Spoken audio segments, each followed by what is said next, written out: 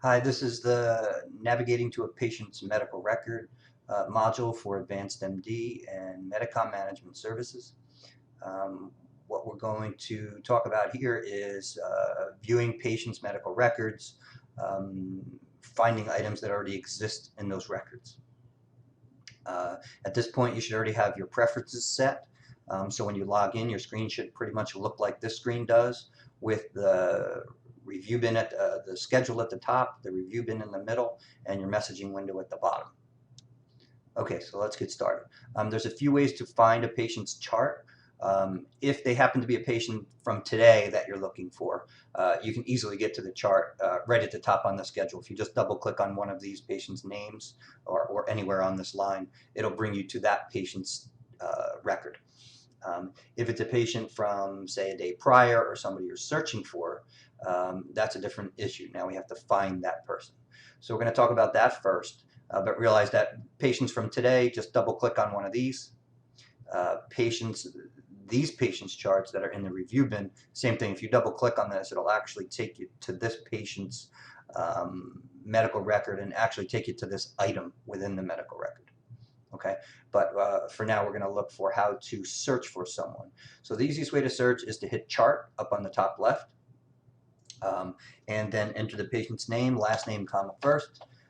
I'm going to look for Donald Duck for now. I'm just going to put D, comma D and be very generic to see what shows up, and I'm going to hit search. There you go. So we have a couple patients who match the D, comma D. If I were to double click on one of these, it would open their medical record. If I was more specific, like Duck, comma Donald, Duck, comma D, and I hit search here, it'll actually take me right into Donald Duck because he's the only one who meets that search criteria. Okay, so this is what the actual medical record looks like as far as opening a patient's chart. And I'm loosely using the term chart here. This is really their entire record. All their charts should be in here. So I'm looking at a patient at the moment. Something that gets a little bit tricky once in a while is sometimes when you first log in, this top window is hidden here and it looks like that. Okay, so you don't see the patient's demographics, which you may or may not need to see the patient's demographics. But what you have to do here is just keep an eye on this window. Okay, and I would set it right about there, right below the address is typically enough real estate for you. There are some tabs up here in the top right. The demographic tab, which gives you more information about demographics.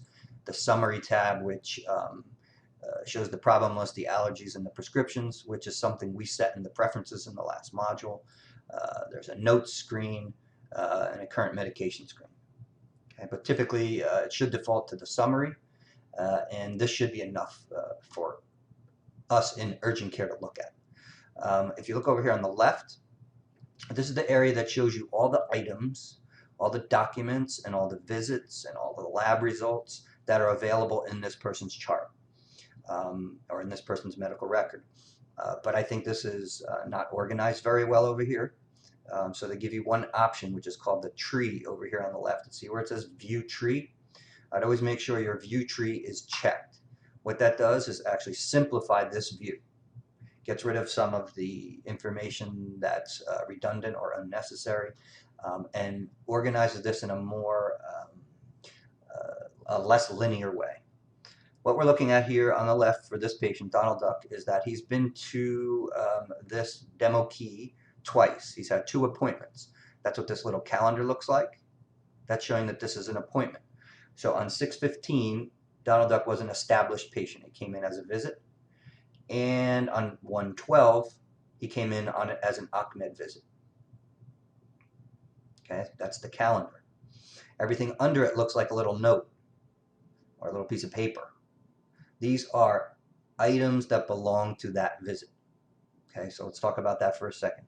He came in as an established patient on 6/15, and here's his chart from 6/15, and the chart is linked to the calendar. See the little linkage that looks like an L there?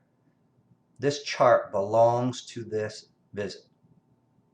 Okay, and if we go up to the occupational medicine visit, this chart belongs to the occupational medicine visit, and so does the x-ray. You'll hear this term very frequently in AdvancedMD called linking.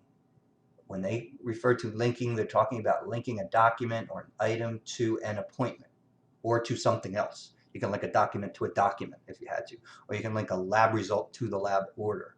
And visually, they show it with this little linkage tree. Okay, that's what viewing the tree does for you. If you uncheck the tree, you don't see any of the linkages. So always make sure you're viewing the tree. Okay, these two charts here aren't linked to anything. If you notice, they're all the way out here on the first line. They're their own item. Now, remember, this is a demo key, and that's why that's the case. But for the most part, everything that we do, every chart that we scan, every lab result, everything should be linked to a visit so we know where it belongs. Okay? Speaking of that, even though this chart here says 625, it's linked to a visit on 112. That may seem curious, but this 625 is actually the date that the chart was scanned into the system. So these dates will not necessarily always match the date of the visit. If you're linking things into, if you're scanning things 2 days after a visit, the visit may be from 112, but the item may say 114. Okay, so don't be fooled by these dates. Okay? And always make sure you're viewing the tree. Also in here, you have to pay attention to what folder you're looking at. All these items are stored in different folders, just like you would store something on your computer in a particular folder. Again, in urgent care, I haven't found the folders very necessary to use because we don't really have too many documents per patient, as opposed to maybe a primary care physician who would. So the folders really don't matter where they are, but what matters is that when you're on this screen, you're looking at all the folders. That's where this says all right here. I'm looking at all folders, so I know all items that belong to the patient are showing up on the left. So if I hover over folders, these are the folder options that are out there. And let's say for some reason someone accidentally clicks on the plans folder. Well, there's nothing in it. Okay, and then they may come to you, and I've had these calls already, where someone says, hey, you know, I know there's a visit and I know there's documents, but I can't find them. I'm going into a patient's record and their chart's missing. The truth is it's not missing, they're filtered out once again. Okay, this is more of a filter. So if something unexpected is or isn't showing up in this window, just hover over folders, make sure you're looking at all folders, and you'll find everything. If your front desk says, hey, I just scanned a chart and I can't find it, typically it's because they're on the wrong folder and there's nothing there. Okay. One other thing to notice in this folder is some things are in color and some things are in white documents. This X-ray is white. This chart is yellow. A yellow item has not been electronically signed off on. This is pending a signature. A white item is signed off on. Okay, so none of these charts have been electronically signed. This X-ray has. Okay, that's going to end this module of helping us determine documents that are inside a patient's medical record.